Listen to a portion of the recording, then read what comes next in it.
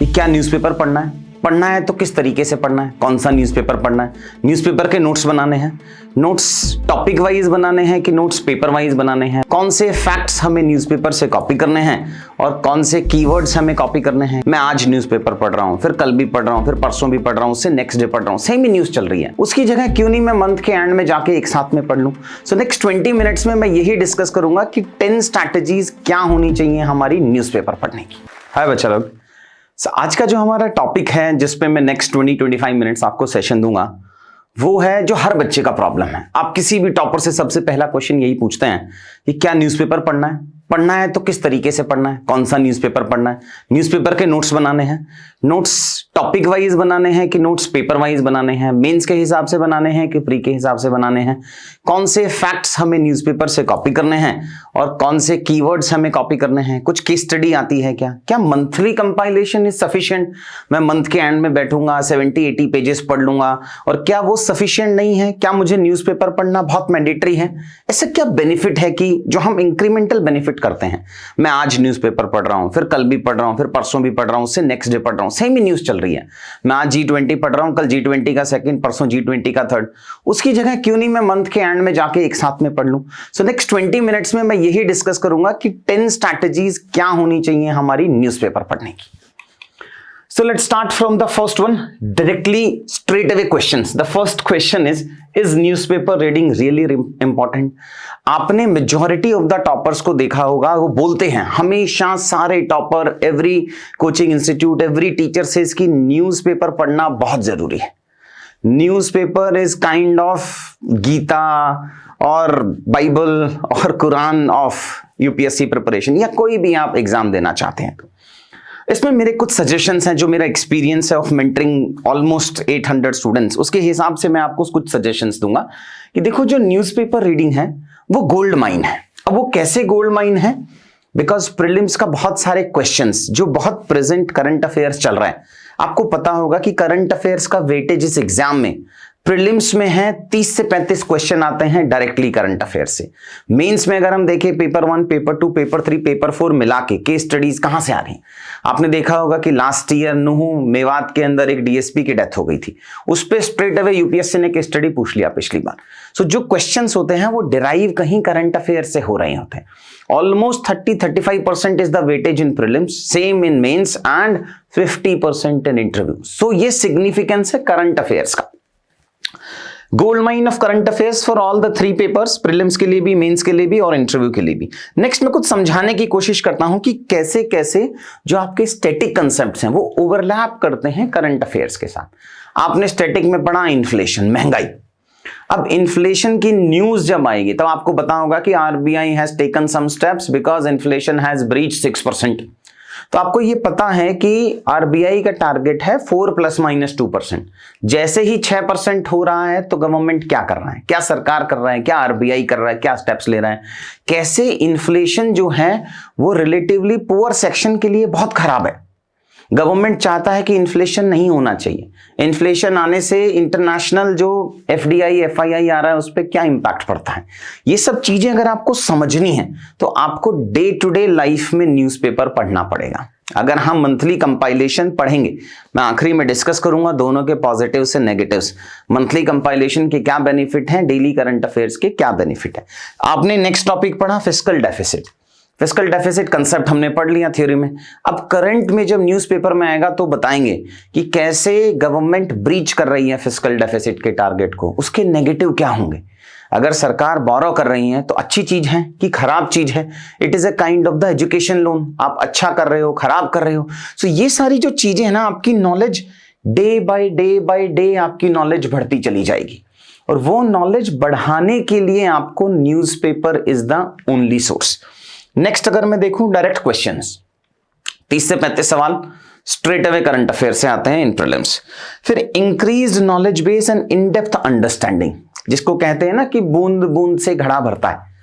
हर दिन अगर आप कुछ टाइम न्यूज़पेपर को देंगे तभी आपकी एक अच्छी अंडरस्टैंडिंग बनेगी इस एग्जाम को पास करने का। बिकॉज अगर आपकी इंक्रीज्ड नॉलेज बेस नहीं होगा और अगर आपने सिर्फ क्रैम किए कुछ पॉइंट्स तो एग्जाम में रेप्लिकेट नहीं कर पाएंगे। Trust me, when you have to write 4000 words in 3 hours, almost constitution के बराबर का आपको लिटरेचर लिखना है हर पेपर में, 4000 वर्ड लिखने हैं 3 घंटे में। उसमें अगर आपको आपने इम्बाइब नहीं किया हुआ, अगर आपकी जनरल पर्सनालिटी का पार्ट नहीं बने हुए हैं वो, तो फिर वो नहीं चलता है। इसलिए आपको डेली एफर्ट्स डालने हैं न्यूज़पेपर पढ़ने के लिए। फिर है ओवरऑल पर्सनालिटी डेवलपमेंट। देखिए, जब आप आईएएस बन जाएंगे, जब आप डिस्ट्रिक्ट में जाएंगे, एसडीएम होंगे, डीसी होंगे, एडीसी होंगे, आपकी पर्सनालिटी में वो निकल के आना चाहिए। आप क्रैम्ड फैक्ट्स फिगर्स के बेसिस पे एक अच्छे आईएएस नहीं बन सकते हैं। होता है ना कि फिर सर्विसेज में जाने के बाद सारे आईएएस डीसी नहीं बनते हैं भाई, बहुत कम हैं जो डीसी बनते हैं, बाकी सब सेक्रेटेरिएट में रहते हैं। और मल्टीपल डीसीशिप लेना, मल्टीपल डीएमशिप लेना कब मिलता है? अगर वाइब्रेंट पर्सनालिटी है, अगर आपको पता है कि ये सारे इश्यूज सोसाइटी की प्रॉब्लम है, हम उसको ऐसे सॉल्व कर सकते हैं। कौन कौन सी अच्छी सुप्रीम कोर्ट की जजमेंट है, कौन से पुराने आईएएस ऑफिसर्स ने अच्छा काम किया है। सो अगर आपको एक अच्छी पर्सनालिटी बनानी है तो आपको न्यूज़पेपर पढ़ना पड़ेगा। तो ये फर्स्ट पॉइंट है जो मैं आपको स्ट्रेट अवे समरी बता रहा हूं कि is newspaper reading really important और उसके बेनिफिट क्या होते हैं। नेक्स्ट में चलते हैं। फिर क्वेश्चन आता है कि सर, अच्छा मैंने मान लिया कि न्यूज़पेपर पढ़ेंगे, विच न्यूज़पेपर? सर हिंदू पढ़ें कि इंडियन एक्सप्रेस पढ़ें, लाइव मिंट पढ़ें, बिजनेस स्टैंडर्ड पढ़ें, टाइम्स ऑफ इंडिया, कौन सा न्यूज़पेपर पढ़ें जो एग्जाम के लिए रेलेवेंट है?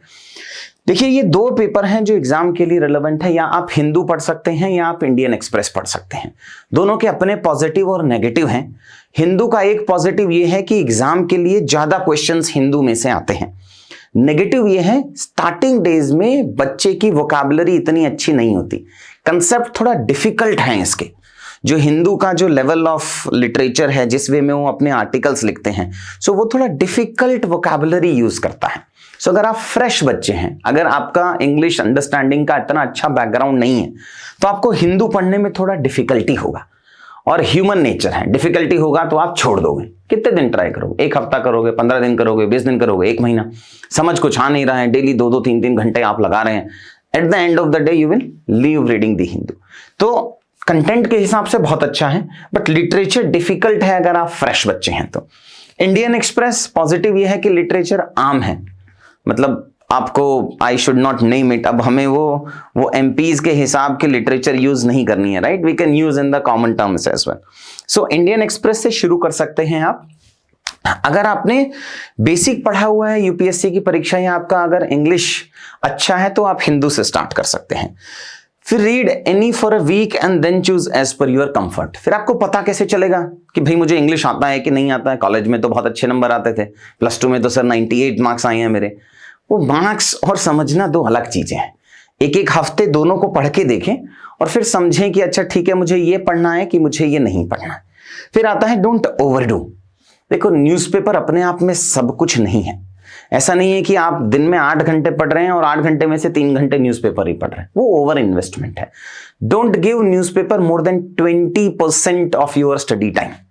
अगर आप 10 घंटे पढ़ रहे हैं तो आप 2 घंटे देंगे, अगर आप 8 घंटे पढ़ रहे हैं तो आप 1.5 घंटे के आसपास में ही देंगे, उससे ज्यादा आप टाइम मत दीजिएगा। ये 80-20 का रूल बहुत रिलेवेंट है एग्जाम में। अदरवाइज क्या होगा ना, आप 1 साल 2 साल इस जर्नी में इन्वेस्ट कर देंगे, आपको लग रहा होगा मैं तो बहुत मेहनत कर रहा हूँ या मैं बहुत मेहनत कर रही हूँ, लेकिन एग्जाम पास नहीं हो रहा। मैं तो डेली 10 घंटे पढ़ती हूँ, 4 घंटे न्यूज़पेपर पढ़ती हूँ, 2 घंटे इसके नोट्स बना रही हूँ, बट पता नहीं सर एग्जाम क्यों नहीं पास हो रहा। देखो, एग्जाम पास की एक स्ट्रैटेजी होगी, है ना? अगर हम ओवर इन्वेस्ट करेंगे न्यूज़पेपर में, वो मार्क्स नहीं आएंगे। नेक्स्ट थर्ड चलते हैं अपने व्हेन टू स्टार्ट।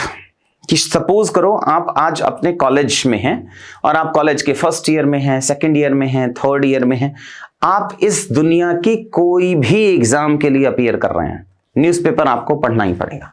आप चाहे एसएससी ले लीजिए, आप बैंक पीओ ले लीजिए, आप कैट ले लीजिए, आप प्राइवेट सेक्टर में जीआरई, आप कुछ भी ले लीजिए, न्यूज़पेपर की नॉलेज आपके लिए मैंडेटरी है। बट फिर आता है कि क्या मैं पहले के जाके न्यूज़पेपर पढ़ूं? क्या एग्जाम में तो 25 महीने का करंट अफेयर्स आता है, पिछले साल तो नेशनल फूड सिक्योरिटी एक्ट पूछ लिया था। ऐसा नहीं होता। We have to be practical in our approach. So आज से शुरू करें, पुराने वाला जो चीजें हैं उसको मत लेके आइए कि अब मैं पुरानी कहीं से उठा लूं। पुरानी मंथली कंपाइलेशन आती है करंट अफेयर्स की, हम भी रिलीज करते हैं, बहुत सारी आती हैं, आप किसी को भी उठा लीजिएगा और वहां से अपना पुराना करंट अफेयर्स फिनिश कर लीजिएगा। 4th क्वेश्चन आता है कि कितना टाइम देना है। जैसा मैंने आपको बताया कि 20% of your study time, not your day, 20% of your study time उससे ज्यादा नहीं देंगे। हाँ, बिगनर को थोड़ा ज्यादा समय लगता है। क्यों लगता है वो नेक्स्ट में बताऊंगा। बिकॉज अगर आप फ्रेश बच्चे हैं, आपको नहीं पता होगा G20 क्या है, क्यों G20 सेटअप हुआ, G7 क्या है, G8 क्या है, G77 क्या है, G33 क्या है, G2 क्या है। सो आपने ये कंसेप्ट कभी सुने नहीं है, तो क्या होगा, शुरू में आपको वो सब गूगल करना पड़ेगा। अगर मैं आगे लाऊंगा तो आपको गूगल करेंगे। जैसे ही कोई नया टॉपिक आप पढ़ रहे हैं तो आपको गूगल करना है। इसीलिए जो बिगनर बच्चा है, बिगनर को 1.5 से 2 घंटे देने ही देने हैं। बट एक बार आपने वो सब कंसेप्ट समझ लिए, तब आप एडवांस्ड स्टेज में पहुंच गए हैं। जब मैं कहता हूं एडवांस्ड, इसका मतलब है आपने 4, 5, 6 महीने न्यूज़पेपर रेगुलरली पढ़ते हुए दे दिया है। सो अगर आपको 4 महीने से ज्यादा, 3, 3.5 महीने से ज्यादा हो गया है, तब आप 45 मिनट से ज्यादा नहीं देंगे। अब ये तो शॉकिंग हो गया। मुझे पता है कि बहुत सारे बच्चे, मतलब 80% of the students are giving at least 2 hours. आप पिछले 1.5 साल से पढ़ रहे हैं और फिर भी आप 2 घंटे दे रहे हैं। उसका रीजन क्या है? आप नोट्स बनाने बैठ जाते हैं। उसको वो मैं नेक्स्ट में कवर कराऊंगा कि नोट्स कितना रिलेवेंट है न्यूज़पेपर से बनाना, नहीं बनाना, नेक्स्ट में चलेंगे। उससे पहले मैं डिस्कस करता हूं कि आपको प्री के लिए किस तरीके से पढ़ना है और मेंस के लिए किस तरीके से यूज करना है न्यूज़पेपर की जो नॉलेज आ रही है। आप देखेंगे तो ये सिलेबस है, प्री का सिलेबस है, मेंस का सिलेबस है, पेपर 1 है, पेपर 2 है, पेपर 3 है, पेपर 4 है। सो सबसे पहले आप अपना सिलेबस याद कर लें, बहुत जरूरी है। हम एक वीडियो बना सकते हैं आगे जिसमें मैं आपको सिलेबस याद कराना सिखाऊंगा। देखो, उसको क्रैम करना पड़ेगा आपको कि GS1 मेंस में क्या सिलेबस है, GS2 मेंस में क्या सिलेबस है, GS3 में क्या है, GS4 में क्या है। वो क्यों जरूरी है? Because the moment you are reading anywhere in the newspaper कि यार इसमें लिखा हुआ है कि मिजोरम के एक डिस्ट्रिक्ट कलेक्टर ने रिप्रेजेंटेशन ऑफ पीपल एक्ट के अगेंस्ट में काम किया। सो आप इसको एग्जाम्पल कोट कर सकते हैं जब आप फाइनल एग्जाम लिखेंगे। तो आपको पता होना चाहिए कि क्या RPA, representation of people act, कहीं सिलेबस में मेंशन है क्या मैं सीधा उसको यूज कर सकता हूं या कर सकती हूं क्या। इसलिए सबसे पहले आपको प्रीलिम्स और मेंस का सिलेबस याद होना चाहिए, एकदम याद। आपके आंसर्स को अलग अलग डायमेंशन भी देता है वो। अगर आप एक ऐसे लिख रहे हैं फॉर एग्जांपल, या कोई एक पेपर आया है बैंकिंग सेक्टर का, क्वेश्चन आया कि यार NPA जो है ना वो इंडियन इकोनॉमी में बहुत बढ़ रहे हैं, इस बार आया था एक पेपर, उसके रीजंस क्या हैं। सब पेपर 1 से याद करो। पेपर 1 में हिस्ट्री है तो कोई हिस्टोरिकल रीजन होगा, फिर सोसाइटी वाले पार्ट में है तो कुछ सोशल इश्यूज होंगे, फिर थर्ड गवर्नमेंट, पेपर 2 में आ जाओ, कुछ पॉलिटी, गवर्नमेंट का कुछ इशू होगा, रेगुलेटर अच्छा नहीं है, फिर गवर्नेंस का मैकेनिज्म होगा, अच्छा रेगुलेटरी लॉज अच्छे नहीं है, फिर इंटरनेशनल होगा कि हमने बहुत सारा पैसा बाहर लोन दे दिया, बाहर से पैसा आ गया। सो अगर हमें सिलेबस याद है, will help you a lot to increase dimensions in your answer. तो सबसे पहले आप सिलेबस को याद करेंगे। फिर प्रीलिम्स और मेंस वाले पार्ट में यूज कैसे करना है, begin with an end in mind. हमें न्यूज़पेपर या कुछ भी आप एक्शंस देखो, यूजुअली जो UPSC का जो जितना भी इकोसिस्टम है, जो एजुकेशन सिस्टम है, उसमें मेरी एक ऐसी इमेज है कि नो नॉनसेंस है, जो गलत है वो गलत है, जो सही है वो सही है। अब ऐसा क्यों जरूरी है? बिकॉज मैं फॉल्स होप नहीं दे सकता बच्चे को, अरे तू करता रहा हो जाएगा, ऐसा नहीं होता है। बहुत अपॉर्चुनिटी कॉस्ट है आपकी प्रिपरेशन की। अगर हम गाइडेड वे में तैयारी नहीं करेंगे तो वो बहुत गलत है, आपके लिए भी गलत है, मेरे लिए भी गलत है, पेरेंट्स के लिए भी गलत है, सोसाइटी के लिए भी गलत है। बहुत सारे लोग आपको पैसा दे रहे हैं जिससे आप प्रिपरेशन कर रहे हो, आप पैसा नहीं कमा रहे हैं, वो भी आपका लॉस है। इसलिए मेरे लिए सब कुछ है मार्क्स। अगर हम मार्क्स ला पा रहे हैं एग्जाम में तो हम उसको क्लियर करेंगे, नहीं तो नहीं करेंगे। इंटेंशन से पेपर पास नहीं होता है कि मेरी तो बहुत अच्छी इंटेंशन है, मैं देश में ये भी करना चाहता हूं, नहीं। उस सबको करने से पहले आपको मार्क्स लाने। इसका मतलब ये सब एक टूल्स हैं, ये सब मीन्स हैं to achieve something. Newspaper is just a means. इसको पढ़ के, इसकी नॉलेज लेके हमें इस परीक्षा को पास करना है। तो इसका मतलब क्या हुआ कि न्यूज़पेपर अपने आप में एंड नहीं है। तो मुझे उसे 2 घंटे, 3 घंटे, 4 घंटे नहीं देना है। मुझे उसे इतना ही इंपॉर्टेंस देना है जितना वो मुझे हेल्प कर पाए इस परीक्षा को पास करने में। इस चीज को समझ लो, बिकॉज इतनी इंटरेस्टिंग न्यूज आती हैं। आप चाहो तो 10 घंटे भी दे सकते हो। आप 4 न्यूज़पेपर पढ़ो, 10 घंटे दो। आप एक न्यूज़पेपर को 3-3 घंटे दे सकते हो, बट वो नहीं कर सकते हैं, because you need to understand it is just a means. So screen out the news as per exam relevance. अब सब नहीं पढ़ना है अपने को। अब कोई न्यूज आया कि ईडी ने पुणे के अंदर एंड ऑल करके एक रेड कर दिया, क्या करेंगे उस न्यूज का? एग्जाम के लिए रेलेवेंट नहीं है वो। पॉलिटिकल डिस्कशंस के लिए बहुत अच्छा है कि नए नए इंस्टीट्यूशंस हैं, उनको पावर मिल रहा है एटसेट्रा। क्या करोगे एग्जाम में उसका? कोई रिलेवेंस नहीं है उसका। सो हमें एग्जाम के लिए जो रेलेवेंट न्यूज है वो फोकस करनी है बस पढ़ने के लिए।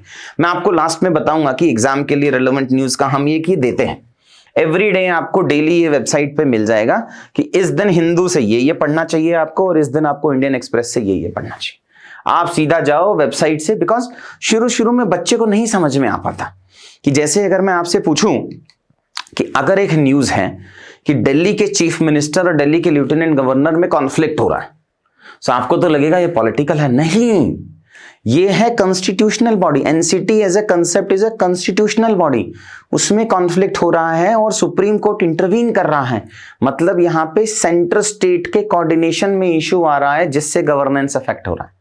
तो आपको ये समझना पड़ेगा कौन सी न्यूज आपके लिए रेलेवेंट है एग्जाम के लिए और कौन सी नहीं।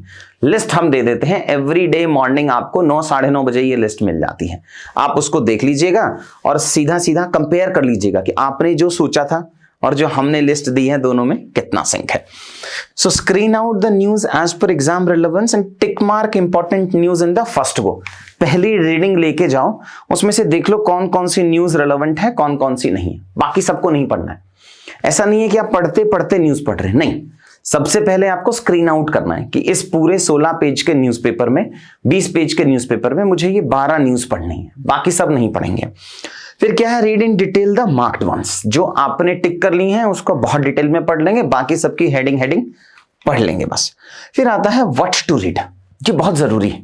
ये है एक्चुअल में जो समरी होगी, next 2-3 minutes is the summary of this whole video of 20 minutes, कि प्री के लिए कौन कौन सी चीजें मुझे पढ़नी है और मेंस के लिए मुझे कौन कौन सी चीजें पढ़नी है।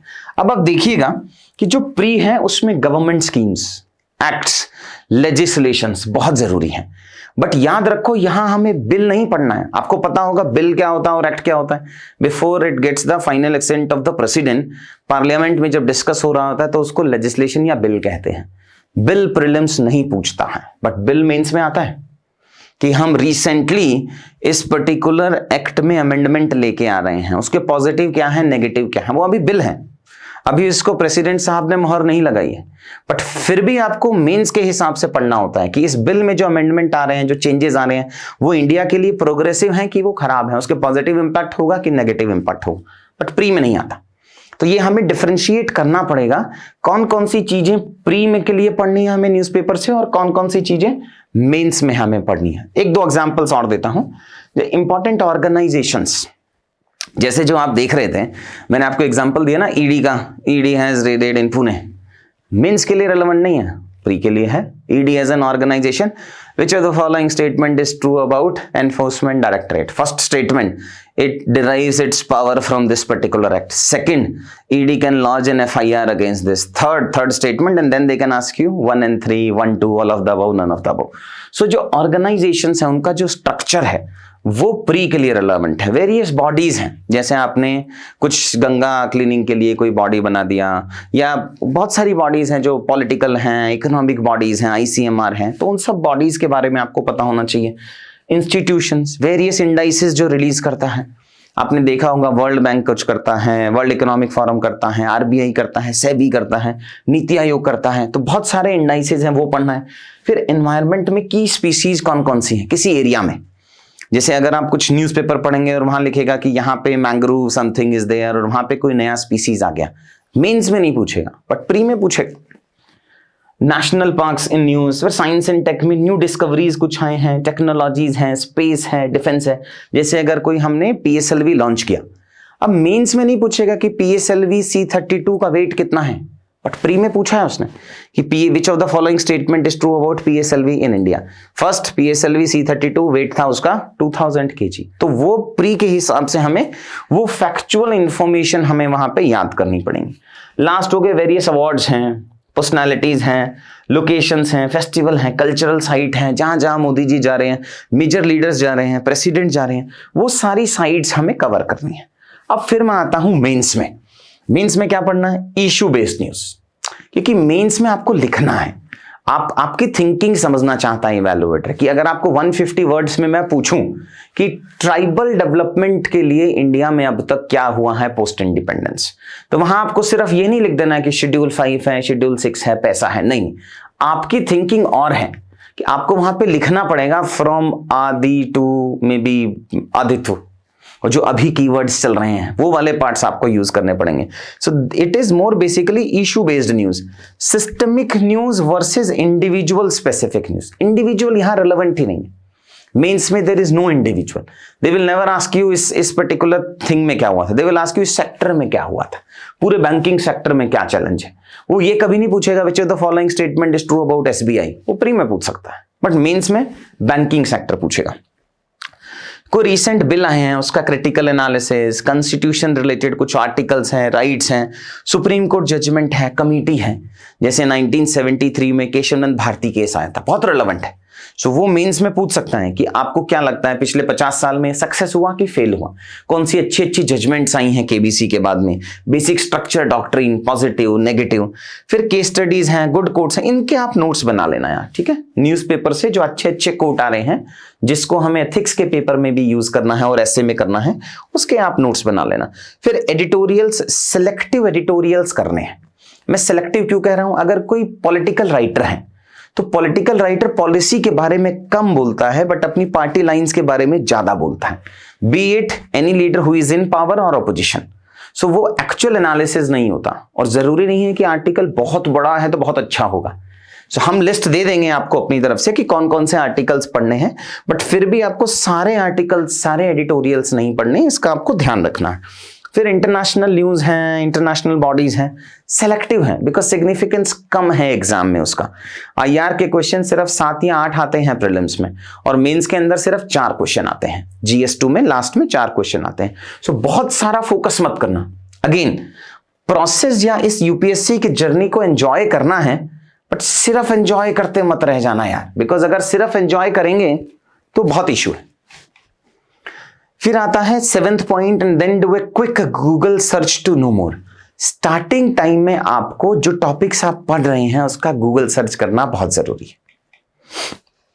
Next what not to read, ये बहुत जरूरी है, बिकॉज अगर आप टाइम इन्वेस्ट करें तो 3 घंटे में पेपर नहीं हो, आप स्टार्टिंग से लेके एंड तक पढ़े तो मे भी हो सकता है आपको 5 घंटे लग जाएं। क्या क्या स्किप करना है अपने को, मेरा पर्सनल सजेशन ये है कि आप स्पोर्ट्स की न्यूज को स्किप कर सकते हैं अगर आपके पास टाइम नहीं है। क्यों? बिकॉज सिर्फ लास्ट ईयर UPSC ने 2 या 3 सवाल पूछे थे बस, बाकी पिछले 6-7 साल में कभी नहीं पूछा है। बट आपको एक पूरा पेज आता है स्पोर्ट्स न्यूज का, तो क्या आपको कॉस्ट बेनिफिट में बैठेगा?